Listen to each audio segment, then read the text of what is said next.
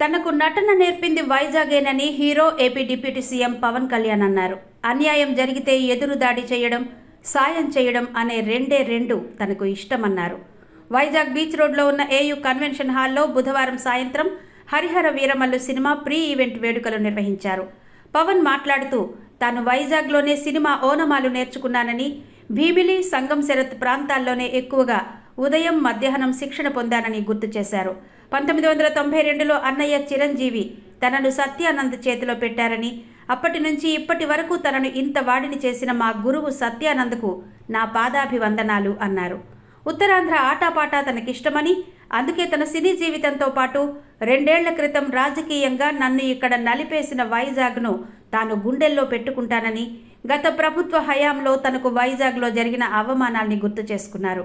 నేను ఇంట్లో ఓ మూలన కూర్చునేవాడినని, బయటకు రావాలంటే బిడియమని, నా సినిమా చూడండి అని చెప్పడానికి కూడా సిగ్గుగా ఉందన్నారు.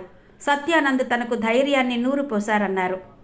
వచ్చే ఏడాదితో తనకు ఈ సినీ రంగంతో 30 ఇయర్స్ అని, ఇకపై ఎవరు అడిగినా నాది కూడా 30 ఇయర్స్ ఇండస్ట్రీ అని చెబుతా అన్నారు.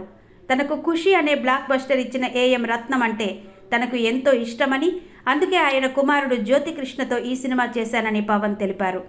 సినిమాకు మతం లేదు, కులం లేదు అని, ఈ సినిమాను ప్రారంభించిన క్రిష్కు రుణపడి ఉంటామన్నారు. ఈ సినిమా కోసం కష్టపడిన అందరికీ అభినందనలు అన్నారు. కార్యక్రమానికి మేయర్ పీలా శ్రీను, టీడీపీ రాష్ట్ర అధ్యక్షులు పల్లా శ్రీనివాసరావు, ఎమ్మెల్యేలు కొనతాల, పంచకర్ల, వంశీకృష్ణ, గంటా శ్రీనివాసరావుతో పాటు జనసేన కార్పొరేటర్లు, స్థానిక కూటమి నాయకులు పాల్గొన్నారు.